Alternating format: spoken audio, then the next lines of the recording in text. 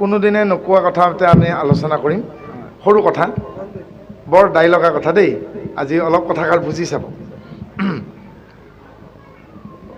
মায়ে কৈছে, দেৱভূতি মায়ে এই বুলি কৈছে, আৰু মোৰ মোহ কৰি দূৰ কৰিবে যোৱাই অহম্মম ভাৱ তুমি আশাহা কৰে। আৰু এটা মোৰ বস্তু দূৰ কৰি দিব লাগে তুমি দেই। কি দূৰ কৰিব লাগে? মোৰ মোহ হৈ আছে। যেনেকৈ মোহ হৈছিল মাকৰ সতৰবাৰ, এটা সন্যাসী তাত বিয়া দিলোঁ, কি বা হয়গৈ বনৰ মাজত ছোৱালী, মোহ হোৱা নাছিল জানো দেই? ঠিক কেনেকৈ কৈছে যে মোক মায়াই পাইছে, মোৰ মোহ হৈছে। কেনেকুৱা? স্বামীয়ে বনলৈকে যাবলৈকে ওলাইছেগৈ, এতিয়া বেয়া ভাৱনা এটা আহিছে যে মই আজি জীয়াই জীয়াই বিধৱা হ'ম, হয়নে? তেতিয়া স্বামীয়ে কৈছে তুমি ঋষি পত্নী হ'লা, বাচিলা, হয়নে? এতিয়া মই বুঢ়া হৈছোঁ, কিন্তু ডেকা ডেকা বীৰবিলাক যেতিয়া যুদ্ধলৈকে যায়, সত্ৰীয়ৰ ধৰ্মপত্নীবিলাক ইমান ত্যাগী যে হাঁহি হাঁহি শৃংগাৰ কৰি স্বামীক যুদ্ধলৈ পঠিয়াই দিয়ে। সেইগৰাকী মানে সত্ৰীয়ৰ ধৰ্মপত্নী বুলি কৈছে। আগত ডেকা ডেকা ৰজাবোৰ, ডেকা ডেকা বীৰবোৰ যুদ্ধত নাযায় জানো? ডেকা ডেকা বয়সতে নমৰে জানো? হয় নাই? কিন্তু সেই ডেকা ডেকা বীৰ জানে পত্নীবিলাকে এই যে স্বামী যুদ্ধত গ'ল যে জীৱনতে ঘূৰি নাহিব পাৰে, কিন্তু তেওঁলোকে দুখ কৰি বিদায় নিদিয়ে, কাৰণ দুখ কৰি বিদায় দিলে বোলে তেওঁৰ স্বামীৰ পৰাজয় ঘটিব। সেইকাৰণে সহাস্য বদনে হাঁহি হাঁহি বঙহৰ দেউক নিজৰ আপোন মানুহজনক বিদায় দিয়ে। সিমানখিনিও নাইনে তোমাৰ যে তুমি ঋষি পত্নী হৈছা, তুমি প্ৰজাপতিৰ ছোৱালী, কিন্তু তোমাতকৈ দেখোন সেই সত্ৰীয় পত্নীবিলাক বেছি শ্ৰেষ্ঠ, যিবিলাকে হাঁহি হাঁহি যুঁজলৈকে স্বামীক পঠিয়াব পাৰে। তোমাৰ লগত দেখোন মোৰ জীৱনটোৰ সৰহভাগ সময়ে গ'ল, এতিয়াতো মোৰ বানপ্ৰন্থ, এতিয়া মই বাহিৰ পৃথিৱীত যাবই লাগিব। কাৰণ তাৱে ব্ৰহ্মচাৰী বেদ পৰিৱেশ গৃহস্থ কৰিবেক কৰ্ম, তাৱে বনবাসী পংক নিৰ্ভক, তাৱতো সন্ন্যাস ধৰ্ম। এতিয়া মোৰ বানপ্ৰন্থ, বনৰ প্ৰতীক মই হ'বই লাগিব। এতিয়া আৰু সেই আহাৰ শাওনৰ দৰে বোকা লেটিয়াই থাকিলে নহ'ব। আমাৰ জীৱনটো 6টা ঋতুৰ দৰে। বহাগত, জেঠত কি বুলি কওঁ? গ্ৰীষ্ম, নহয়নে? এতিয়া বহাগত ৰং কৰে, সেইকাৰণে ৰঙালী বিহু।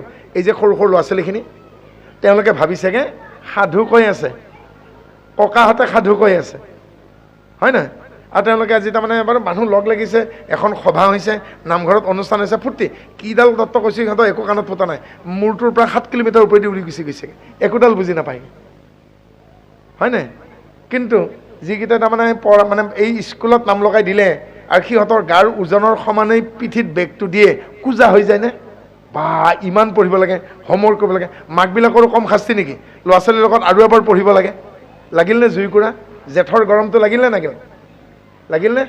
লাহেকৈ কি হ'বগৈ? জেঠৰ পিছত আহাৰ আহিবগৈ। আহাৰ মাহত কি হয়গৈ? বানপানী আৰম্ভ, হয় নাই? লাহেকৈ সিহঁতৰ সেই অকণ অকণ শৰীৰকেইটাত লাহে লাহে যৌৱনে ঢৌ খেলিব, অকণ অকণ গাটো জিলিকি আহিব, হয় নাই? শৰীৰটো ওখ চাপৰ হ'ব, খলা বোমাবিলাক দেখি পেলাই ইটোৱে সিটোত হাবাথুৰি খাবগৈ, হয় নাই? তাৰপিছত কি হ'ব? শাওণ মাহ, শাওণ মাহত আমাৰ কঠীয়াবিলাক ৰুৱে, হয় নাই? শাওণ মাহত ৰোৱনী হওক, আমাৰ ডেকালৰাই হওক, কঠীয়া দাঙি নিয়া ডেকালৰাকেইটা আৰু ৰোৱা উঘলা আৰু ৰোৱা ৰোৱনী কেইজনী, দুই পক্ষৰ গাতে বোকা লাগে। লাগে নে নালাগে?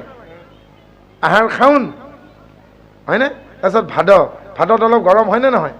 আকৌ ভদীয়া খৰ মানে আমাৰ কঠীয়াকেইডাল সজাল ধৰিলেগে, লাহেকৈ অকণমান নিজক বুজিব পৰা হ'ল, হয় নাই? কি আহিল এবাৰ? আহিন। এবাৰ ধানবিলাকে ঠোক মেলিলে, কাৰোবাৰ বিয়া হৈ গ'ল, কোনোবা বিয়া কৰালে। আহিনৰ পিছত কি আহিব? এবাৰ কাতি বিহুত কি আহিবগৈ? আকাশ বন্তি দিবগৈ।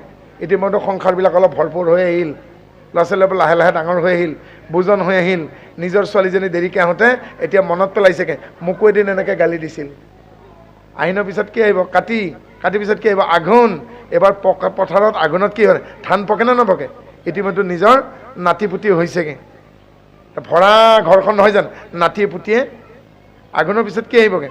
পকা ধানখিনি চোতালত আহিল। আৰু এতিয়া পথাৰত, আঘোণৰ পথাৰত কি থাকে? শেষৰ ফালে নৰাকেইডাল।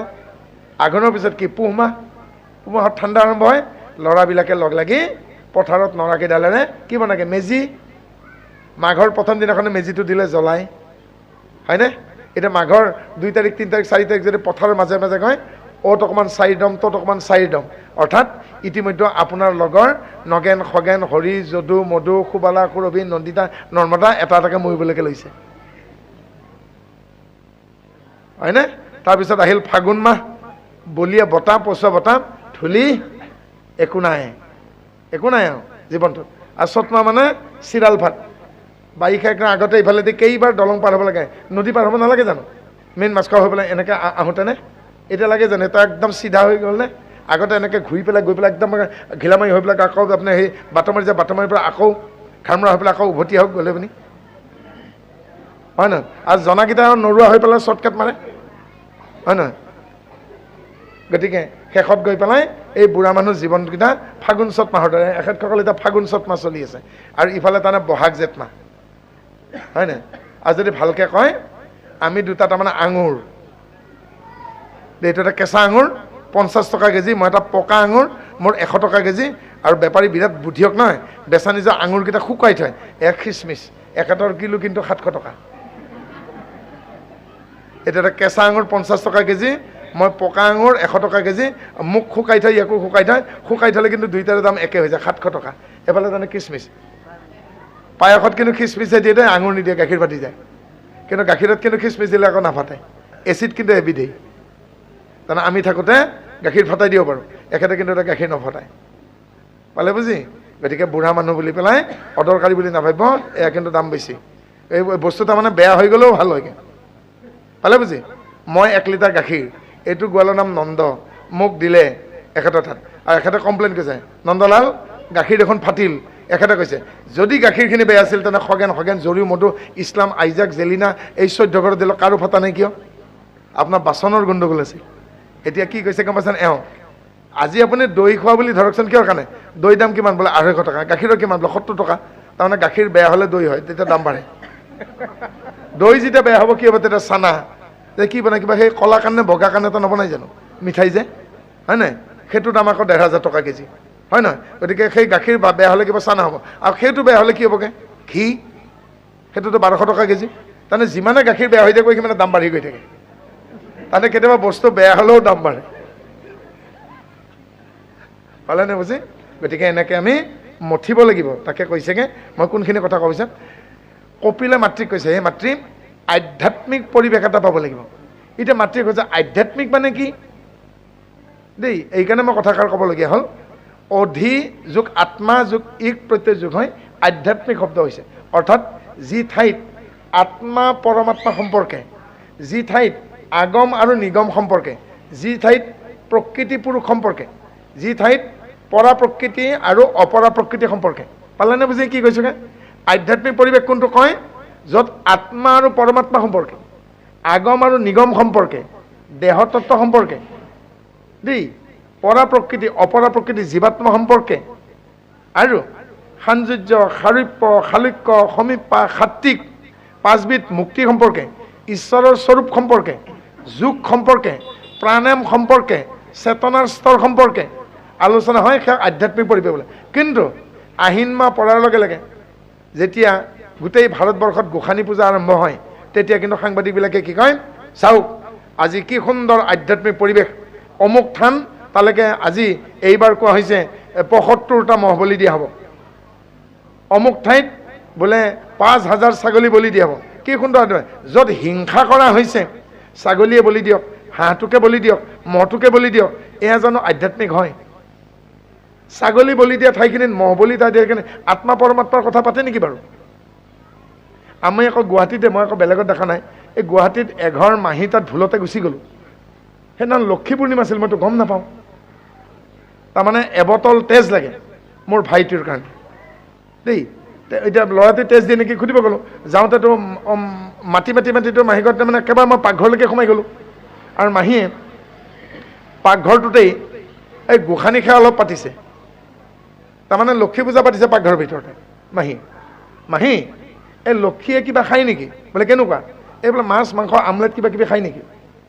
বোলে মই বুজি নাপালোঁ। বোলে লক্ষীয়ে বোলো দমৰাৰ গাখীৰৰ চাহ খায় নেকি, কেতিয়াবা মতা হাঁহৰ ডিম আমলেট বনায় নেকি? তেতিয়া বুজি পাইছে মাহী, আৰু মোক কৈছে তো নাখায়। যদি নাখায় লক্ষীয়ে, তো আপুনি যিটো পাকঘৰত আপুনি কণীৰ আমলেট বনায়, কণী বইল কৰে, আলু কণী কি পিটিকা কৰেগৈ, মাছ মাংস খাই তাৰমানে সেই কৰে। বাপেক তাৰমানে মহা তাৰমানে আৰ্মিত কাম কৰে দেই। বোলো যিটো পাকঘৰত আপুনি আমিষ ৰান্ধে তাতে আপুনি লক্ষীক পূজা দিছে, আহিব নেকি? অঁ কথাটোতো হয়। বোলে আপুনি পঢ়িছে কিমান? বোলে মই লজিকত মাষ্টাৰ ডিগ্ৰী কৰিছোঁ, দুদিনমান মই হায়াৰ ছেকেণ্ডেৰী কামো কৰিছিলোঁ। বোলো আপোনাৰ মোৰ ব্ৰেইনটোত ঘি থকা হ'লেতো মই বাৰীত শাক পাচলি নকৰিলোহেঁতেন। গতিকে ইউনিভাৰ্চিটিত মাষ্টাৰ ডিগ্ৰী কৰা, দুদিনমান কলেজত কাম কৰা মাহীজনীয়ে যদি আমিষ ৰন্ধা পাকঘৰটোত যদি লক্ষী পূজা কৰে, তাতো নাৰায়ণ স্বামীটো চোৱা দূৰৰ কথা, লক্ষীয়ে যাব নেকি? মাহীক মই বুজাই দিছোঁ, লক্ষী পূজা কৰিলে টকা নহয়, সৰস্বতীক পূজা কৰিলে কিন্তু পৰীক্ষাত পাছ নকৰে। কঠোৰ পৰিশ্ৰম কৰিব লাগিব, যাৰ কাৰণে আমাৰ আজি ইছলাম ভাইসকল আমাতকৈ বেছি ধনী, কঠোৰ পৰিশ্ৰম কৰে। আমি পথাৰবোৰ এৰি দিছোঁ, তেওঁলোকে আধিত ধান কৰিছে, আপোনাৰ চোতালতে 3 ভাগ কৰি এভাগ দি তেওঁ 2 ভাগ লৈ গুচি গৈছে, হয়নে? এতিয়া ইছলাম ভাইসকলেতো সৰস্বতী পূজাটো নাযায়, গ'লেওতো নাচায়, কিন্তু তেওঁলোকেতো পৰীক্ষাতটো ফেইল কৰা নাই, সৰস্বতী মাইটো ফেইল কৰাই দিয়া নাই। তেতিয়া মই এজন সুধিলোগৈ, আপোনালোকে সৰস্বতী পূজা কৰে নেকি? মানে শিলচৰত সুধিলোঁ, মোক তেতিয়া কৈছে আর কইবেন না, আমার তাতে মূর্তি পূজাটা হচ্ছে হারাম, আমার মূর্তি পূজাটা আইডল ওরশিপটা আমার নেই, তাহলে কাজটা করে দিন। মনে গেছে সরস্বতী মায়ের কি পূজা করলেই সরস্বতী মাইয়া কি মানে ওই সিয়াহি হয়ে কি কলমের ভেতরে ঢুকে কি লিখা দিব? মোক কইছে গে সরস্বতী মা পূজা করলে সরস্বতী মায়ের সিয়াহি হয়ে কলমটোর ভিতর সোমাই যাব নাকি, লিখে দিব? আমরা কি পরীক্ষা পাস করুম? মই বলো আলহামদুলিল্লাহ, মই যাও ভাই। মোক তাৰপিছত কৈছে বুঝতে পেৰেছ? তাৰপিছত কৈছে পরিশ্রম না করলে কি খাওয়ানো খাইবই? হ্যাঁ, লক্ষ্মী মারে কি পূজা করলে গছর যতগুলো গাছপালা আছে গাছপালার পাতার কিনার থেকে মহাত্মা গান্ধীর এই মাথাটা অঙ্কন হবে? তা নাকি লক্ষ্মী পূজা করলে গছর পাতবিলাকত কি মহাত্মা গান্ধী ফটো আঁকা হয়ে যাব, টকা হয়ে যাব নাকি? মোক কৈছে কে কষ্ট কৰিব লাগিব বাপু। গতিকে কষ্ট কৰিলেহে ৰত্ন পাব, যত্ন কৰিলে ৰত্ন পাব, আৰু অধ্যয়ন কৰিব লাগিব, নহ'লে সৰস্বতী মায়ে আহি পেলাই কলমটোৰ ভিতৰত সোমাই দি পেলাই পাছ নকৰায়, হয়নে? সেইকাৰণেই আমাৰ এই নিমিনবসিদ্ধ সংবাদত ৪ৰ্থ অধ্যায়ত ভকতৰ লক্ষণ কৈছে। প্ৰাকৃত ভকত কোন? যিজন ভকতে হয়তো ভকত সজন মাতি আনি ঘৰত নাম ধৰাব পৰা নাই, অৰ্থনৈতিক বিপৰ্যয়, হয়তো পাঠ কৰাব পৰা নাই, হয়তো মানুহক দেখুৱাই নামঘৰ এটা পাতিব পৰা নাই, কিন্তু অলপ সময় পালে তেওঁ অন্তৰত ভগৱন্তক ভাবে। কোনোমতে নহয় সেইটো নিন্দাৰ ভাজন। তেওঁ নাম ধৰিব নোৱাৰিলে বুলি, ভাগৱত পাঠ কৰাব নোৱাৰিলে বুলি, তেওঁ দুখীয়া হ'ল বুলি, তেওঁ এটা ভালদৰে গুৰু গৃহ সাজি ল'ব নোৱাৰিলে বুলি, ভাগৱত এখন কিনিব নোৱাৰিলে, তেওঁৰ ঘৰত থকা এখন নাই বুলি তেওঁ কিন্তু নিন্দা নকৰিব, কাৰণ তেওঁ সময় পালেই হৃদয়ত ঈশ্বৰক ভাবে। কিয় কাৰণে সেইজন ভকতে এটা কথাই জানে, সুখ শান্তি আত্মসন্তুষ্টি ঈশ্বৰৰ অৱস্থান গছৰ গুৰিত সোণৰ মূৰ্তিত নাই, হৃদয়ত। সুখ আৰু শান্তি আত্মসন্তুষ্টি বজাৰত কিনিবও নাপায়, বিক্ৰী কৰিবও নোৱাৰে। ক'ত আছে? ইয়াতে। আৰু ঈশ্বৰ হৃদয়তে। সেইকাৰণে আইসকলে চুমিয়ে কালিও গাইছে। কি গাইছে বাৰু? মনত পৰিছে কালি গধূলি কি গালে? পাহৰা ধানৰ ভাত খালে চাকালে পাহৰি গ'ল। বিচাৰি বিচাৰি নাম আৰু নাম আছে বুলি বৈকুণ্ঠলৈ গ'লো, বৈকুণ্ঠত গৈ মই লক্ষ্মীক অকলে বহি থকা দেখিলোঁ, আৰু বিচাৰি বিচাৰি নাম মই হৃদয়তে পালোঁ। হয় নাই? না শেষত ক'ত পালে? ইয়াতে নাপালে জানো? লক্ষ্মী গৈ পেলাই সুধিছে চুমে, আপোনাৰ তেখেত জানো পাই ক'ত গ'ল, মোক কৈও যোৱা নাই, মাজে মাজে এনেকৈ ভুটুংকৈ নোহোৱা হৈ যায়, সন্যাসীবিলাকৰ মাজত থাকিলে গৈ নেকি? তাত গৈ পেলাই এই চাল চামৰা চব গৈ পেলাই উৰিয়া মাটি খাই পেলালে, পোৱা নাই। এই তোমালোকৰ মাজতে আছে। ক'ত? এই য'ত বোলে নাম গাই আছে তাতে ৰখি আছে। গতিকে ঈশ্বৰ হৃদয়ত আছে, সুখ শান্তি আত্মসন্তুষ্টি ঈশ্বৰ বাহিৰত নাই। সেইকাৰণে কৈছোঁ আধ্যাত্মিক পৰিৱেশ সেইটোকে ক'লে, য'ত আত্মা পৰমাত্মা সম্পৰ্কে আলোচনা হয়, য'ত প্ৰকৃতি পুৰুষৰ কথা আলোচনা হয়, য'ত পৰা প্ৰকৃতি অপৰা প্ৰকৃতিৰ কথা আলোচনা হয়, য'ত আগম আৰু নিগমৰ কথা আলোচনা হয়, য'ত আদি ভৌতিক আধ্যাত্মিক আদি দৈবিক 3 তাপৰ বিষয়ে আলোচনা কৰা হয়, য'ত ধ্যানৰ বিঘ্নিবিলাকৰ আলোচনা কৰা হয়। এটা টান কথা এষাৰ কম, এখেতৰ বয়সৰ যিখিনি আছে মই ভাবোঁ গোটেইখিনি ভজনীয়া। এই ভজনীয়া লোকসকলে কোনোবাই আকৌ ৰূপটো আনিব নোৱাৰে, ঈশ্বৰৰটো নাহে নহয় নহয়, মাজে মাজে নকয় জানো? এই মাজতে দেখোন হৈ যায়। কি কাৰণত আনিব নোৱাৰে বাৰু? তাৰ উত্তৰত কপিল প্ৰভে মাকক কৈছে, মা বুজি লোৱা, নহ'লে কিন্তু তুমি সেই দেউতা বনত যোৱা চিন্তা কৰি থাকিলে কিন্তু তুমি ঈশ্বৰক নাপা। বোলে বাচ্চা কোৱা। তেতিয়া কপিল প্ৰভে মাতৃ কৈছে, দুখা ধৰ্মানাস্বা অংগাজাময়ত্বহা শ্বাস প্ৰশ্বাস ধান পাঞ্চা বিঘ্নি। মই আকৌ ৰিপিট কৰিছোঁ দুখা ধৰ্মনস্বা অংগজময়ত্বহা শ্বাস প্ৰশ্বাস পঞ্চ ধ্যান বিঘ্নি। হে মাতৃ, ধ্ৰুৱক আৰু প্ৰহ্লাদক শৰণ দিওঁতে ভজন দিওঁতে নাৰদে এই বুলি কৈছিল, দুখ কায়িক, বাচিক, মানসিক, আদিদৈৱিক, আধ্যাত্মিক আৰু আদি ভৌতিক, এই 6 প্ৰকাৰৰ দুখ। কায়িক, বাচিক, মানসিক, আদিদৈৱিক, আদি ভৌতিক আৰু আধ্যাত্মিক, এই 6 প্ৰকাৰৰ দুখ। দৌৰ্মনস্য, ডেকাকাল চবৰে আহে। ছোৱালীজনী গাভৰু হয়, ল'ৰাটো ডেকা হয়। ডেকা হ'বলৈ গৈ থাকোঁতে, কৈশোৰ অৱস্থা পাৰ কৰোঁতে কাৰোবাৰ কিবা ভাল লাগিবও পাৰে। কোনোবা এটা ভাল চাকৰি আশা কৰিছিল, কোনোবা ডেকা ল'ৰাই কোনোবা ভাল ছোৱালীজনীক আছে, কোনোবা ছোৱালীজনীক কোনোবা ভাল পুৰুষক আশা কৰিছিল। মুঠতে যিবোৰ বস্তুক তেওঁলোকে নিজৰ কৰি পাবলৈ বিচাৰিছিল কিন্তু নাপালে, নিজৰ প্ৰিয় বস্তুটো নাপাওঁতে মনত যিটো দুখ থাকি যায় তাৰ নাম হ'ল দৌৰ্মনস্য। কাৰোবাৰ যদি সেনেকুৱা আক্ষেপ থাকি গৈছে, ডিজায়াৰ থাকি গৈছে, ৰিমাইনিং পাৰ্চন অফ দ্য ডিজায়াৰ, সেইটো ধ্যানৰ বিঘ্নি মানে। অংগজমেত কিছুমান মানুহ চাবচোন হাতখন বা ভৰিখন এনেকৈ জোকাই থাকে, নাথাকে জানো? কাণখনকে খোজাই থাকে, কিবা এটা কৰি থাকিব, মুঠতে কোনোবা এটা পাৰ্ট লৰাই থাকিব, হয় নাই? তাৰমানে ধ্যানৰ সময়ত, ভজনৰ সময়ত যদি কোনোবা শৰীৰৰ অংগ এটাও যদি লৰাই থাকে, মুঠেও আনিব নোৱাৰিছা। আৰু শেষত কিন্তু ভকতক 2টা ৰেহাই দিছে। কিয় কাৰণে? ধ্ৰুৱৰ কাৰণে ৰেহাই দিব লগা হ'ল। ধ্ৰুৱই কি কৰিলে? শেষত উশাহ নিশাহো বন্ধ কৰিলে। উশাহ নিশাহ বন্ধ কৰোঁতে কি হ'লগৈ? গোটেই জীৱ জগতত হাহাকাৰ লাগি গ'ল। হাহাকাৰ লাগি ঈশ্বৰ ভিতৰত নহয় বাহিৰত দিলে। এতিয়া ভগৱানকে উল্টাকে ধ্ৰুৱই কেলে, তুমিতো ভিতৰত যা, বাহিৰত কেলে আহিছা? ইমান সাহস 5 বছৰ ধ্ৰুৱ ঈশ্বৰ কৈছে, তুমিতো মোৰ ভিতৰত আছিলা, তোমাৰ বাহিৰত কি কাম আকৌ? বোলে কিয়? ঈশ্বৰক মুখৰ মাত বন্ধ কৰিছে ভগৱান, মানে ধ্ৰুৱই কি কৈছে কামত? মোক মা সুনীতিয়ে শিকাইছে ব্ৰহ্মাণ্ড 2খন, এখন মায়াৰ ব্ৰহ্মাণ্ড, এখন পৰমেশ্বৰ পৰমাত্মাৰ ব্ৰহ্মাণ্ড। আৰু পৰমেশ্বৰ পৰমাত্মাৰ ব্ৰহ্মাণ্ডখন মানুহৰ হৃদয় হৃদয় কয় নকয়? সেইকাৰণে কি কৈছেগে যে তুমিতো মায়াৰ ব্ৰহ্মাণ্ডত নাথাকা, তে মায়াৰ ব্ৰহ্মাণ্ডত তুমি কিয় আহিলা? তেতিয়া ঈশ্বৰে মাত, তেতিয়া কৈছেগে তুমিতো নহ'লে চকু নেমেলা। ঈশ্বৰে ধ্ৰুৱক চকু মেল খাবৰ কাৰণে বাহিৰত আহিবলগীয়া হয়। আৰু সেইকাৰণে তেতিয়া ক'লে, বোলে এটা কাম কৰিলোঁ, আজিৰ পৰা ভকতক মই শেষৰ গীতাৰ পৰা ৰেহাই দিলোঁ। শ্বাস প্ৰশ্বাস, তাৰমানে উশাহ লওঁতে আৰু নিশা এৰি দিওঁতে বোলে গাত কঁপনি আহিব পাৰে। উশাহ লওঁতে নিশা এৰি দিওঁতে কঁপনি হ'ব পাৰে। সেইকাৰণে শংকৰদেৱৰ অনুগামী এজন আছিল, শিষ্য এজন, বৰ মানে বেলেগ ধৰণৰ ভকত, ভুবুৰা আঁতৰি ঈশ্বৰৰ নাম ল'লেই বোলে গা বোলে ভুবুৰি উঠিলে। আৰু এদিন শুকুৰা বাঘে হাউৰিয়াই থকা যেন পালেগৈ। মাধৱদেৱে কাষলৈ গ'লে, ইয়াততো আঁতৰি এজন থাকে, ইকৰাৰ ফাঁক দি পেলাই চাইছেগৈ, বাপজনাই কি কৰিছেগৈ, নাৰিকলৰ পাত এটা পাৰি তাতে শুই আছেগৈ। আৰু ইফালে কেৰাহীত ভাত উতলি আছে, আৰু চৌকাৰ কাষেদি তিতাকেৰেলা বগাই আহিছে বাহিৰত, আৰু গোটেই গা ভুবুৰা। কি শুনিছেগৈ? ৰাম হৰি। তাৰমানে উশাহ লওঁতে ৰাম, নিশা এৰোঁতে হৰি। ই বোলে কি কথা? সোমাই গ'ল বোলে ভাকুত কুটাই দিছে। তাৰমানে বুঢ়াই ভালকৈ জানে কিমান সময় লাগিব। তাৰমানে এইখিনি উখোৱা চাউলৰ ভাত কেঁকুৰা বাৰু ভিজাই দিছেগৈ, কিমান সিমানখিনি সময় বুঢ়াই টোপনি মাৰি ল'বগৈ। ভাকুত কুট দিছেগৈ একো লচৰ কাৰণে। তেতিয়া মাধৱদেৱে গম পাইছে টোপনি মানে সঁচাকৈয়ে গৈছে, তাৰমানে এওঁ ভাওজুৰি থকা নাই। কিন্তু মুখত যে দাড়ি খোপা, গৈ শংকৰদেৱক অভিযোগ দিছেগৈ। ভকত হ'লে কিডাল হ'ব, উশাহে নিশাই পেলাই ৰাম হৰি গৈছে, কিন্তু বোলে গোটেই চোতালখনেই জাবৰ জোথৰ। কি ক'ব মাধৱদেৱে আগতেই ভুবুৰাতে জানে। সেইকাৰণে মাধৱদেৱক মানে যেতিয়া কমপ্লেইন কৰিলেগৈ, তেতিয়া শংকৰদেৱে ক'লে কোনোবাই আমাৰ অনুগামী হৈও চোতাল চাফা কৰা নাই। তেতিয়া মানে ভুবুৰাতে কৈছে, মোক টঙালৰ চেচুক এডাল দিয়া হওক। টঙালৰ চেচুকেৰে তেওঁ দাড়িখিনি ক্ষৌৰকৰ্ম ক'লেগৈ, মই বাৰু মোৰ চোতালখন চাফা কৰিলোঁ, কিন্তু কাৰ পেটৰ ভিতৰত কি মলি আছে মইতো দেখা নাপাওঁ।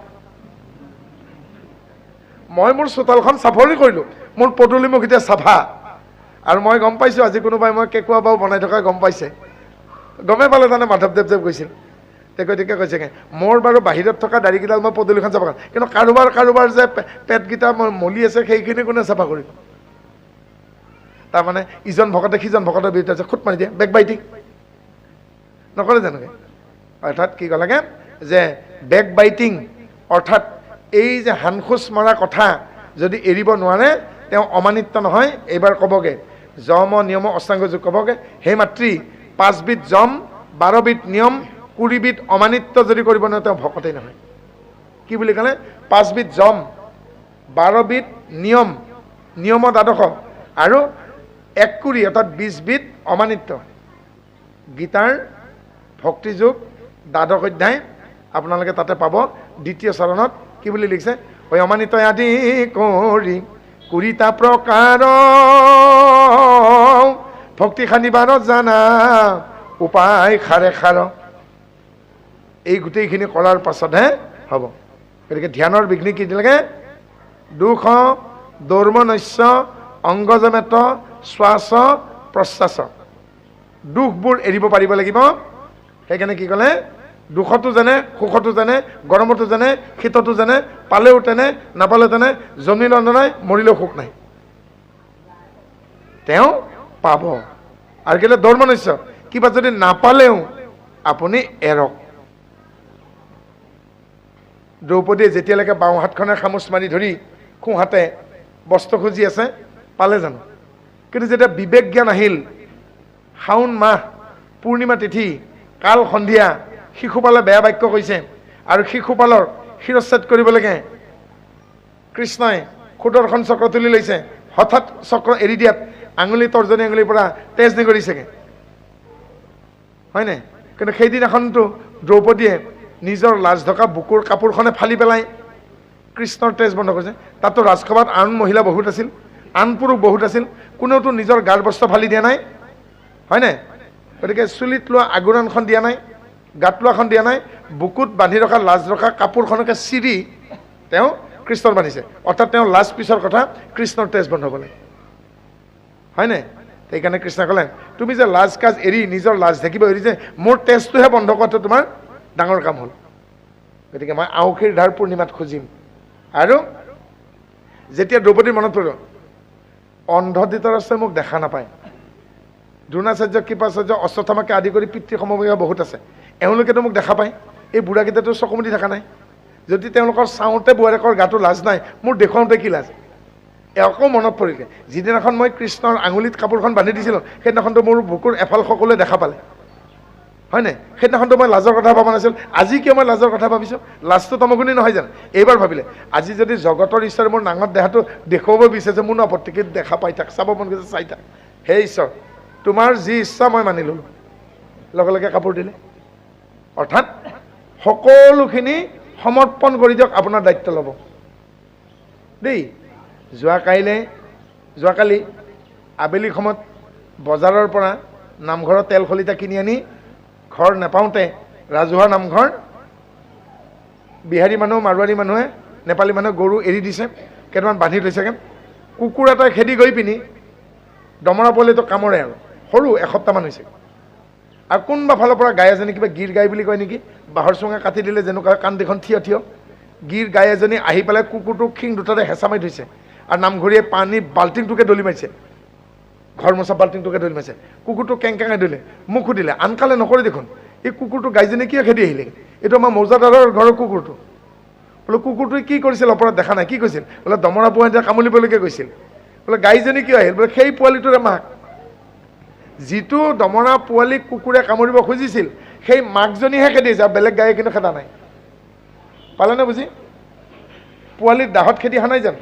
সেইকাৰণে মাধৱপুৰ কেলে সহজ কৃপালু গুণক প্ৰকাশে ধৰি আশা কৰি ভকত বৎসল নাম। উদাহৰণ কি যে, ধেনু যেন মতে বৎসক পালৈ তুমি সেই মতে পালা নাম। ধেনু মানে গাই গৰু, গাই গৰুটোৱে নিজৰ পোৱালিটোক শত্ৰুৰ পৰা বচাবলৈকে আহি শিং দুটাইদি হেঁচা মাৰি দিছে নাই? যেনেকৈ নিজৰ পোৱালিটোৰ দায়িত্ব লৈছেগে, আপোনালোকেও ভগৱন্তৰ সন্তান বুলি নিজকে ভাবি তেওঁৰ চৰণত অৰ্পণ কৰক। গাইজনীয়ে নিজৰ পোৱালিটোক বা কঢ়ালিটোক বা দমৰাটোক বা বচোৱাৰ নিমিত্তে যেনেকৈ আহিছেগে, আপোনালোকৰ দায়িত্ব ল'ব নালাগে, আত্মসমৰ্পণ কৰি দিয়ক, হয় নাই? যেতিয়ালৈকে আত্মসমৰ্পণ কৰা নাই দ্ৰৌপদী মানে কি জানিলো? মানে দুই পদ মানে ভৰি, দুই ভৰিত দুই নাও, বাওঁ হাতেৰে খামুচিছে, সোঁ হাতে কাপোৰ কৈছে। যদি এনেকেতো কৰা নাই হাতযোৰ, নহয় জানো? মাছৰ হাত আৰু চকী হাত দুইখন লগ লাগিলে যোৰহাট হয়। এতিয়া আপোনালোকৰ প্ৰাথমিকখনৰ এইখন ঠাইখনৰ নাম কি? অজুহা। তাৰ লগতে তটো লগাই দেখিব, অজুহাত হৈ যাব। কিন্তু 3 নম্বৰ হাতখন থাকিলে যোৰহাট হ'ব নেকি? পালেনে বুজি?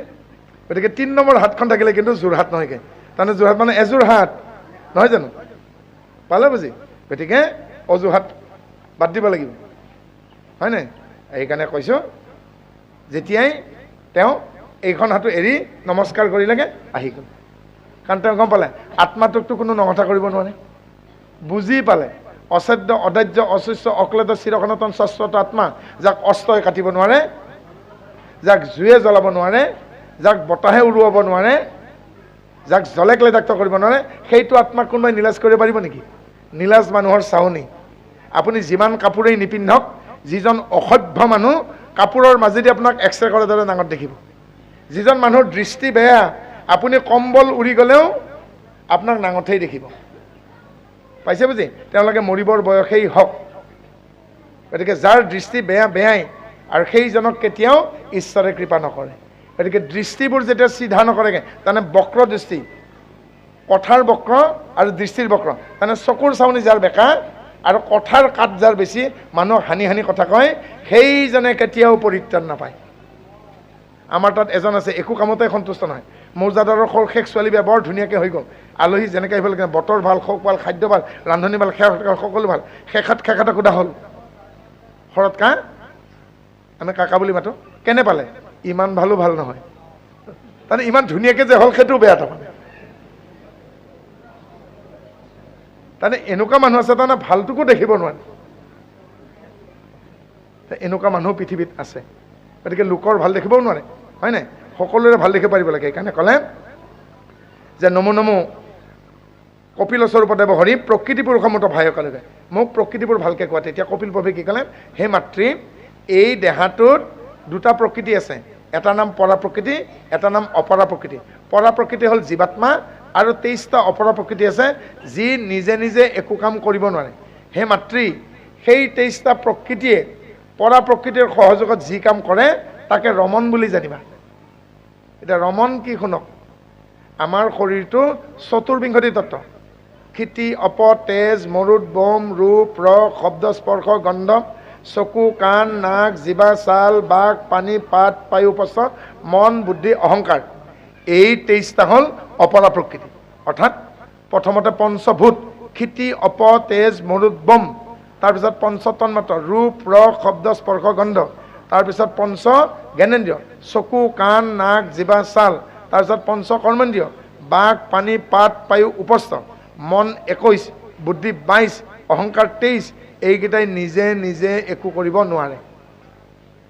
কাৰ সহায়ত কৰে? অৰ্থাৎ আজি মই ৰাতি অলপমান টোপনি লাগিছে ৰেলত, মই কিন্তু গম পোৱা নাই ৰেলখন ৰঙিয়াৰ পৰা কোনফালে দি আহিল। তেজপুৰ পালেনে নাই, ডেকাৰ গাঁও পালেনে নাই, বিহালী পালেনে নাই, উত্তৰ কাথনি পালেনে নাই, তাঁতিবাহৰ কেতিয়া পাৰ হ'লোঁ, হাৰমতি কেতিয়া পাৰ হ'লোঁ, বৰদলনি কেতিয়া পাৰ হ'লোঁ। বৰদলনি পাওঁতে চেঙেতকৈ উঠিল। বোলো দাদাই উঠে নেকি, মই ইফালে সিফালে চাইছোঁ, তাৰমানে ষ্টেচনত বিনোদ দাদা উঠে নেকি বুলি পেলাই, হয় নাই? যি নহওক নিজৰ গাড়ী লৈ আহিলগৈ। তাৰপিছত আৰু মই ধেমাজিত নামিলোঁ। কিন্তু পাইলতে যেনেকৈ আনিছে মই আহিছোঁ নে নাই?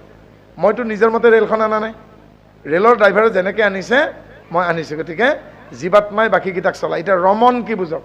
এই বাপজনে এই কাৰণে চকুৰে দেখে, কাৰণ এখেতে দৃষ্টিহীন নহয় আৰু জীৱাত্মা আছে। এই বাপজনে কাণেৰে এই কাৰণে শুনে, কাৰণ এওঁ কলা নহয় আৰু জীৱাত্মা আছে। এই বাপজনে নাকেৰে গোন্ধ লয়, নাকেৰে উশাহ লয়, নাকেৰে নিশা নাকে, হাঁচিও মাৰে, কিয় কাৰণে এওঁ জীয়াই আছে, জীৱাত্মা আছে। গতিকে এইখিনি হ'ল ৰমন। কাণেৰে শুনা, চকুৰে দেখা, নাকেৰে উশাহ লোৱা, এইবোৰ হ'ল ৰমন। কি পালোঁ? পৰা প্ৰকৃতি আৰু অপৰা প্ৰকৃতি। এই 24টা তত্ত্বৰ সৈতে কয় আমাৰ এই দেহটো কি কয়? ক্ষেত্ৰ। এই ক্ষেত্ৰক যিজনে জানে তেওঁৰ নামে হে মাতৃ জানিমা ক্ষেত্ৰজ্ঞ। এই বিষয়ে আপোনালোকে গীতাৰ 13 নম্বৰ অধ্যায় ক্ষেত্ৰজ্ঞ যুগত পাব। ক্ষেত্ৰ মানে দেহ, ক্ষেত্ৰজ্ঞ মানে এই দেহটোৰ বিষয়ে আগম নগম যিয়ে জানে। মাতৃৰ বাঞ্ছিত সেই শুনি কৃপা মই মনে প্ৰভু অভিনন্দন কৰি আছে। অভিনন্দন মানে মনে মনে তেওঁ অভিনন্দন জনাইছে। মাকক কৈছে, তুমি যে ইমান ধুনীয়া ধুনীয়া কথাবোৰ মোক সুধিছা দেই।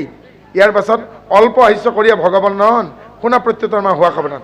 যি যুগক কৈছোঁ পূৰ্বে ঋষি সমস্তনক, তাক আজি তজুৱাগে কৰিব পাৰে। সেই মাতৃ, যি যুগ মই ঋষি সমস্তৰ আগত কৈছোঁ, সেই আজি মই তোমাক পুনৰ কওঁ। এইবাৰ কি কৈছে? তেওঁ যুগৰ বিষয়ে কৈছে। হে মা, তুমি অষ্টাংগ যুগৰ বিষয়ে শুনা। কি কি?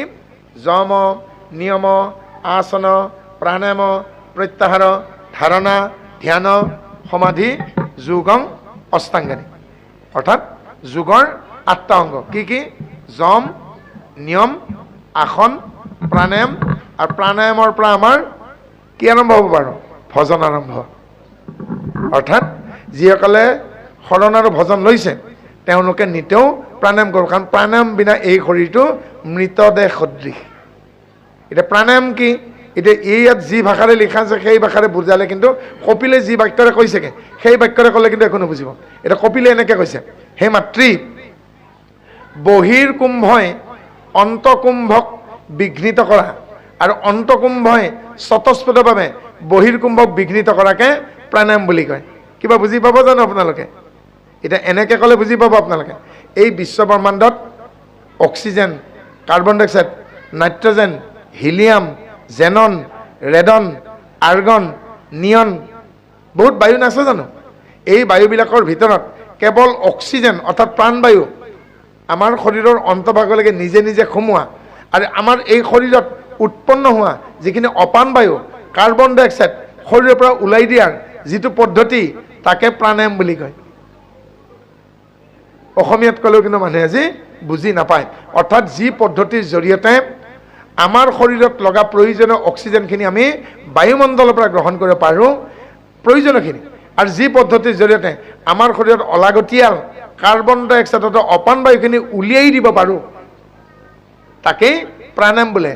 Meditation is a such a procedure, unique procedure through which we can inhale the correctly oxygen that a required amount of, and that same which we can exhale spontaneously that same amount of the carbon dioxide from our physiology is called the meditation. It is nothing but physics or ভাষাত stress release management, পদাৰ্থ বিজ্ঞানৰ ভাষাত মানসিক চাপৰ পৰা এই দেহটোক আত্মাক চিত্তক মুক্ত কৰাৰ প্ৰক্ৰিয়াটি হ'ল প্ৰাণায়াম।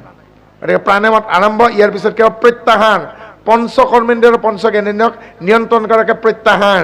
যেতিয়া শৰণ আৰু ভজনৰ কথাখিনি আচাৰ্যই কৈ থাকে আপোনালোকে যিটো পৰিৱেশত শুনিব লাগে তাৰ সেই পৰিৱেশৰ নাম হ'ল ধাৰণা, কনচেপ্ট। ঈশ্বৰ সম্পৰ্কে যাৰ ধাৰণা স্পষ্ট নহয় তেওঁ জানো শৰণৰ বাক্য ভজনৰ বাক্য মনত ৰাখিব পাৰিব? ভজনৰ দিনাখন যেতিয়া গৈ পেলাই এখেতে শৰণ দিব, এখেতে শৰণ দিয়াৰ আগে আগে যেতিয়া পৰীক্ষা লয় শৰণ বাক্যখিনি মুখত কায়িক ধৰ্ম, বাক্য ধৰ্ম, মনৰ ধৰ্ম, এই সাধাৰণ কথাকেইটাই যেতিয়া ক'ব নোৱাৰোঁ এখেতৰ ভাল লাগিব নেকি? হয়নে? গতিকে ভজন লোৱাৰ আগত শৰণত পকিব লাগিব। কি কোনে পকিব? যাৰ ধাৰণা স্পষ্ট। ধাৰণাৰ পিছত কি ধ্যান, তেওঁহে ধ্যান কৰিব পাৰিব যাৰ ধাৰণা স্পষ্ট হৈছে। ধ্যানৰ পিছত সমাধি অৰ্থাৎ ইকুইটি। ব্ৰাহ্মণৰ চণ্ডালৰ নিবিচাৰি কুল দাতাত চৰতজন দৃষ্টিকত। কেনেকুৱা ইকুইটি? আমি জাতি নহয়, জ্ঞাতি নহয়, আমি এক কৃষ্ণ দাস। শংকৰদেৱে বৰগীতত লিখিছে, ঈশ স্বৰূপে হৰি সবগতে বহি থম জয়চন গগন ব্যাপী। ঘটচন্দ্ৰ হৈ আছে নহয় জানো? ঠিক সেই ভাৱনালৈকে আহিলে আমি ভজনটো ৰাখিব পাৰিম। তাকে কৈছে যে যি যুগ কহিছোঁ পূৰ্বে ঋষি সমস্তত তাকো আজি তো যুৱকে কৰিব নহয়। সি যুগৰ অধীনত চিত্ত সংযমৰ জ্ঞান চিত্তকে জীৱৰ বন্ধ মুখ্য নিদান। হে মাতৃ, সেই অষ্টাংগ যোগ যম, নিয়ম, আসন, প্ৰাণায়াম, প্ৰত্যাহাৰ, ধাৰণা, ধ্যান, সমাধি, এই অষ্টাংগ যোগ চিত্তৰ অধীন। যি নিজৰ চঞ্চল চিত্তক নিয়ন্ত্ৰণ কৰিব পৰা নাই তেওঁ কিন্তু যোগ কৰিব নোৱাৰে, অৰ্থাৎ ঈশ্বৰৰ লগত যোগাযোগ। এতিয়া মই গণিতেৰে আহিম। 1+1 সমান যদি 2 হয় সেইখন সংসাৰ। 1+1 নাম আৰু নামী অভেদ হৈ গ'ল, তাৰমানে ভকত বা বৈষ্ণৱজন ঈশ্বৰৰ লগত মিলি গ'ল। 1+1 হৈ যদি আকৌ একে হয় উত্তৰটো, 1 যদি 1 হৈ 2 হয় তেতিয়া সংসাৰ হৈছে স্বামী স্ত্ৰী, প্ৰকৃতি পুৰুষ 2 নিয়ন্ত্ৰণ। আৰু 1+1 হৈ পেলাই যদি একেই হৈছে তাৰমানে কৃষ্ণ আৰু উদ্ধৱ 1 হৈ গ'ল। নাম আৰু নামী অভেদ, তাৰমানে আত্মা পৰমাত্মাত লিংগ। একে যদি একক লগ লাগিব নিদিয়ে তাৰ নাম ৰাজনীতি, ডিভাইড এণ্ড ৰুল পলিচি, তাৰমানে DDX কেলকুলাছ, ডেৰিভেটিভ। একে যদি একক লগ লাগিব নিদিয়ে তাৰ নাম ডিভাইড এণ্ড ৰুল পলিচি, তাৰ নামে ৰাজনীতি। আৰু 1+1 হৈ পেলাই যদি 0 হৈ গ'ল তাৰমানে তেওঁৰ পৃথিৱীত আহিব নালাগে। সৰু অংক এটা মনত ৰাখিব, 1+1 যদি হয় তাৰমানে স্বামী স্ত্ৰী বা প্ৰকৃতি পুৰুষ। আৰু যদি 1+1 হৈ পেলাই যদি 1 হৈ গ'ল তাৰমানে আত্মা পৰমাত্মাৰ সৈতে লিংগ। আৰু একে যদি একৰ লগত লগ লাগিব নহয় সেইটো ৰাজনীতি, হয়নে? আৰু 1+1 লগ হৈ যদি 0 হৈ গ'ল তেওঁ আৰু এই পৃথিৱীত আহিব নালাগে। হেয় শূন্য, জ্ঞেয় শূন্য, হেতু শূন্য, প্ৰাপ্তি শূন্য, প্ৰাকাম্য শূন্য, চিকিৎসা শূন্য, গুণলীনতা। অৰ্থাৎ কি বুলি ক'লে? যাৰ আৰু এই পৃথিৱীত একো দেখিবলৈ বাকী নাই, যাৰ এই পৃথিৱীত একো বুজিবলৈকে বাকী নাই, আৰু যাৰ এই পৃথিৱীত দেখিবলৈকে বাকী নাই, কৰিবলৈকে বাকী নাই, হেৰুৱাবলৈকে বাকী নাই, তেওঁ আৰু পৃথিৱীত আহাৰো দৰকাৰ নাই। এই ব্যক্তিজনে এই বয়সলৈকে পৃথিৱীত সকলো দেখিলে, সকলো কৰিলে, সকলো জানিলে, সকলো বুজিলে, আৰু তাৰ হেৰুৱাবলৈকে বাকী নাই। এখেতৰ আৰু এই পৃথিৱীত লেদান কৰিব আহাৰো প্ৰয়োজন নাই। অৰ্থাৎ ঋষিজন মুনি হৈ গ'ল। তাৰমানে ঋষি মুনিলৈকে প্ৰমোশ্যন পাই গ'ল। যেনে মুনি হৈ প্ৰমোশ্যন পাব, তেওঁ আৰু এই পৃথিৱীত আহিব নালাগে। সেইকাৰণে এই চিত্ৰৰ 7টা প্ৰান্তভূমি আছে, আৰু সেইকাৰণে মাধৱদেৱে 129 নম্বৰ ঘোষাত কি লিখিলে? তুমি চিত্ত বৃত্তি মোৰ, তুমি চিত্ত বৃত্তি মোৰ, প্ৰমাণ বিকল্প বিপৰ্যয় নিদ্ৰা স্মৃতি। প্ৰমাণ বিকল্প বিপৰ্যয় নিদ্ৰা স্মৃতি, এই 5টা চিত্তৰ বৃত্তি যদি নাজানে, তেতিয়াহ'লে তুমি নাথ মই নাথবন্ত নহ'ব। তাৰমানে তুমি মোক তেতিয়াহে কৃপা কৰিবা মই যেতিয়া ইলিজিবিলিটি গেইন কৰিম, অৰ্থাৎ মই যেতিয়া যোগ্যতা অৰ্জন কৰিম।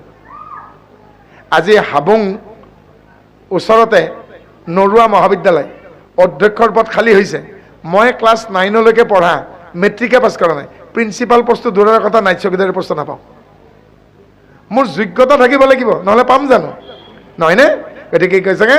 প্ৰমাণ কোৰ্টত লাগে, চকুৰে দেখা, অনুমান আৰু আগম। বিকল্প কৃষ্ণ পুজিলে পূজা হয়, সকলোৱে পৃথকে পুজিলে পূজা কিয় নহয়, অৰ্থাৎ কৃষ্ণৰ বিকল্প। বিপৰ্যয় নাই। বিপৰ্যয় মানে যিয়ে ইচ্ছাকৃতভাৱে ডেকা হৈ থাকোঁতে, গাভৰু হৈ থাকোঁতে, বিবাহৰ আগতে নিজৰ সতীত্ব আৰু পুৰুষত্ব নাশ কৰিছে, তাকে বিপৰ্যয় বুলি কয়। তাৰপিছত কি কৈছে? নিদ্ৰা, দিনটোৰ পৰিশ্ৰমৰ অন্তত তেওঁ খেতিয়ক নে চাকৰিয়াল নে ব্যৱসায়ী ডাঙৰ কথা নহয়, দিনটোৰ পৰিশ্ৰমৰ অন্তত শয্যা লোৱাৰ লগে লগে, শয়নে পদ্মনাভ বুলি কোৱাৰ লগে লগে তেওঁ পৰিল আৰু নাই আৰু এই পৃথিৱীত। ভাল মানুহ, নিচা নোখোৱাকৈ, স্লিপিং টেবলেট নোখোৱাকৈ, নহয় জানো, যিয়ে টোপনি যাব পাৰে আৰু সময়মতে সাৰ পায়, অৰ্থাৎ নিদ্ৰাৰ ওপৰত যাৰ নিয়ন্ত্ৰণ কৰে, ভাল মানুহ। স্মৃতি, মনত ৰখা শক্তি। ভাল কথা মনত ৰাখিবলৈ অদৰকাৰী কথাবোৰ পাহৰিব লাগিব। স্মৃতিৰ কাৰণে বিস্মৃতিৰ প্ৰয়োজন। এয়ে চিত্তবৃত্তি। এই চিত্ৰৰ 5টা বৃত্তি যিয়ে জানিছে, বুজিছে, তেওঁৰ কাৰণে তুমি নাথ মই নাথবন্ত। অৰ্থাৎ এইকাৰণে কি ক'লে? হে মাতৃ, সি যুগ অধীন চিত্ত সংযমৰ জ্ঞান, চিত্তহে জীৱৰ বন্ধ মুখ্যৰ নিদান। চাবি বুলি হাতীয়াৰ এপাত আছে। চাবি ইংলিছত কি বুলি কয়? চাবি এপাতেৰে মোৰ ঘৰৰ তলাটো বন্ধ কৰিব পাৰোঁ ওলাই অহাৰ সময়ত, আৰু ঘৰত সোমাবৰ কাৰণে তলাটো খুলিব লাগিলে সেই পাতে চাবি, তলাটো মাৰিব লাগিলেও সেই পাতে চাবি, একোৰে চাবি পাত, আৰু সেই নিৰ্দিষ্ট তলাটো খুলিবৰ কাৰণে সেই নিৰ্দিষ্ট চাবি পাত, খুলিবৰ কাৰণেও সেই পাতে। সেইকাৰণে কৈছে চিত্তই হ'ল জীৱৰ বান্ধ খোৱা বন্ধন আৰু মুকলি হোৱা মুখ্যৰ নিদান, চাবি পাত। গতিকে সেই পাত চাবি চবেই বিচাৰে, যি পাত চাবিৰে সকলো তলা খুলিব পাৰি, কিন্তু সেইটো তলা পেলাই দিয়ে ডাষ্টবিনত, যিটো তলা যিকোনো চাবিৰে খোলে। এতিয়া আপোনাৰ বেয়া তলাটো লাগে না ভাল চাবি পাত লাগে? যি পাত চাবিৰে সংসাৰৰ যিকোনো তালা খুলিব পাৰি, সেই পাত চাবি বিচাৰক, আৰু যিটো তালা সকলো চাবিৰে খোলা পায়, সেইটো তলা বাদ দিয়ক। গতিকে চিত্তক বুজক। বিষয় আসক্ত ভৰিলে আতিবদ্ধ হৈ মনশুদ্ধ, এইটো ভক্তি বিনা অনা নাই। যেতিয়া বিষয় আসক্ত হ'ব, আৰু তেতিয়া ঈশ্বৰৰ ধ্যান কৰিব নোৱাৰিব। এই বুলি কৃষ্ণই অৰ্জুনক গীতাৰ 2য় অধ্যায়ৰ 62 নম্বৰ শ্লোকত কৈছে, ঠাইতেই বিচায়নো পুংস সংগস্তে সুপাজাতে সংগত সঞ্জাতে কামঃ কামাত ক্ৰোধা বিজায়তে ক্ৰোধাত ভৱতি সন্মোহ সন্মোহত স্মৃতি বিভ্ৰম স্মৃতি ভংসত বুদ্ধিনাশও বুদ্ধিনাশত প্ৰণিশতি। এনেকুৱা অৱস্থাতে, এই অভিজ্ঞানহঁতৰ নিচিনা বয়সতেই যদি ব্ৰহ্মচৰ্য শিকাই নিদিয়ে, ব্ৰহ্মচৰ্য বস্তু যদি কি শিকাই নিদিয়ে, তেতিয়াহ'লে এওঁ কি হ'বগৈ? এটা বয়সত এওঁলোকে স্খলন হৈ যাব। অৰ্থাৎ পুৰুষে নিজৰ পুৰুষত্ব কিয় ৰাখিব লাগে, নাৰীয়ে কিয় সতীত্ব কিয় ৰক্ষা কৰিব লাগে, এই বস্তুটো যদি বুজাই নিদিয়াকৈ তেওঁলোকে নিজৰ লক্ষ্যত উপনীত নহয়, লক্ষ্যভ্ৰষ্ট হ'ব, কক্ষপথ নোহোৱা হ'ব। গতিকে এওঁলোকক এটা এটা অৰ্বিট, এটা এটা কক্ষপথ দিব লাগিলে এই অৱস্থাৰ পৰাই প্ৰথমে আৰ্জিতং বিদ্যা, দ্বিতীয় আৰ্জিতম ধানম, চতুৰ্থ আৰ্জিতম পুণ্যম, পঞ্চমেন সৎসংগ। প্ৰথমতে বিদ্যা, সায়েন্স পঢ়িলে, আৰ্টছ পঢ়িলে, কমাৰ্চ পঢ়িলে, সেই বিদ্যাৰ ওপৰত ভিত্তি কৰি চাকৰি, ব্যৱসায়, কৃষি, নহয় জানো, সৎ উপাৰ্জন, অন্নং ন নিন্দাত অন্নং বহুকুৰ্বী তদব্ৰতম, তেওঁ কিমান উপাৰ্জন কৰে সেইটো তেওঁৰ কথা, কিন্তু তেওঁ নিন্দনীয় কাৰ্যৰে অন্ন গ্ৰহণ কৰিব নালাগে, নিন্দনীয় বৃত্তিত যাব নালাগে, শিকাব লাগিব ব্ৰহ্মচৰ্য কেনেকৈ ৰক্ষা কৰিব লাগে। চুৰি ভাৱনা আহিব নালাগিব। অস্তেয় প্ৰতিষ্ঠানম সৰ্বৰত্ন উপস্থাপনম, চুৰি কাৰ্য ত্যাগ কৰিলেগে ঈশ্বৰে সকলো ধৰণৰ ধনৰত্ন তেওঁক দিব, হয়নে? আৰু তেতিয়া কিন্তু তাকে নকৰি যদি বিষয় বাসনত ধ্যান কৰে কি হ'ব? ঈশ্বৰৰ পৰা বিচ্যুতি হ'ব, অসৎসংগ পাব দেই। সেইকাৰণে সৎসংগ হ'ল জীৱনৰ চৰম লাভ। বিষয় আসক্ত বোলে বৈকিবদ্ধ হৈ মনৰ শুদ্ধ হেতু ভক্তি আন নাই। গতিকে প্ৰথম ডাঙৰ কথা মনটোক শুদ্ধি, মনটোক শুদ্ধি কৰাৰ কাৰণে প্ৰথম লাগিব প্ৰাণায়াম। গতিকে এতিয়া তাৰ ফৰ্মুলাটো ক'ব পাৰিম, কিমান বুজি পায় আপোনালোকৰ কথা। সোঁ হাতৰ বুঢ়া আঙুলিটোৰে সোঁ নাকৰ ফুটাটোৰ কাষলৈকে নি বাওঁ নাকৰ নাসিকাৰ কাষলৈ অনামিকা আঙুলি লৈ যোৱা হওক। সোঁ নাকৰ নাসিকাৰে অৰ্থাৎ নলিনীৰে, সোঁ নাকৰ নাসিকাৰ নাম নলিনী, বাওঁ নাকৰ ফুটাটোৰ নাম নালিনী। নলিনীৰে শ্বাস লৈ সোঁ নাকৰ নলিনীক সোঁ হাতৰ বুঢ়া আঙুলিৰে বন্ধ কৰি বাওঁ নাকৰ নালিনীৰে নিশ্বাস ত্যাগ কৰি পুনৰ বাওঁ নালিনীৰে শ্বাস গ্ৰহণ কৰি অনামিকাৰে নাকটো টেপি ধৰি সোঁ হাতৰ বুঢ়া আঙুলিটো এৰি দি সোঁ নলিনীৰে নিশ্বাস ত্যাগ কৰি পুনৰ সোঁ নাকেৰে শ্বাস গ্ৰহণ কৰি সোঁ নাকৰ ফুটাটো আকৌ আঙুলিৰে টেপা মাৰি ধৰি আকৌ নালিনীৰে ত্যাগ কৰি আকৌ নালিনীৰে গ্ৰহণ কৰা, ইয়াক পুনঃ কৰাকে অনুলোম বিলোম বোলে। গ্ৰহণ কৰা প্ৰাণবায়ু, অপান কৰা ওলাই দিয়ে অপান বায়ু, দুইটাকে যদি বন্ধ কৰি দিয়ে তাকে কুম্ভক বোলে। তাৰমানে উশাহ নিশাহ যদি বন্ধ কৰি দিয়ে কুম্ভক বোলে। আৰু অন্তৰ কুম্ভৰ পৰা ইচ্ছাকৃতভাৱে জোৰপূৰ্বক মুখখন বন্ধ কৰি নাকেৰে যদি অপান বায়ুখিনি ওলাই দিয়ে তাকে কপাল ভাতি বোলে, হয়নে? আৰু এনেকৈ কৰি কপাল ভাতি, অনুলোম বিলোম, ভস্ত্ৰিকা, এই প্ৰাণায়ামৰ বিভিন্ন কাৰ্যসূচীৰে আপোনালোকে শৰীৰৰ যিমানে অপান বায়ুখিনি ওলাই দিব মনৰ চঞ্চলতা কমিব। যিমানে কাৰ্বন বেছি থাকিব মূৰ বিষাব, পেট বিষাব, কাণ বিষাব, বুকু বিষাব, পিঠি বিষাব, আঁঠু বিষাব, জোৰা বিষাব, গাৰ বিষ হ'বগৈ, বহুত বিষ। ইংলিছত এক বুলি কয়, বেক এক, চেচ এক, পেলভিক এক, পেক্টৰিয়েল এক, জইন এক, শেষ নহ'বগৈ দেই। গতিকে এই এক মানে কাৰ্বন, কাৰ্বনটো ওলাই গুচি যাব। আৰু কাৰ্বনটো ওলাই গ'লেকে আপুনি হাঁহি মাতি থাকিব পাৰিব, শৰীৰত বিষ নোহোৱা হ'ব। গতিকে শৰীৰত যেতিয়া বিষখিনি নোহোৱাব মনটোৰ স্থিৰতা আহিব। সেইকাৰণে অসুখীয়া মানুহবিলাকে শান্তিত নাথাকে। অসুখীয়া মানুহবিলাক অলপ টানকৈ ক'লেও বেয়া পায়, সময়ত খাদ্যখিনি নাপায়, খিংখিঙীয়া হয়, হয় নহয়? কাৰ্বনটো উলিয়াই দিয়ক।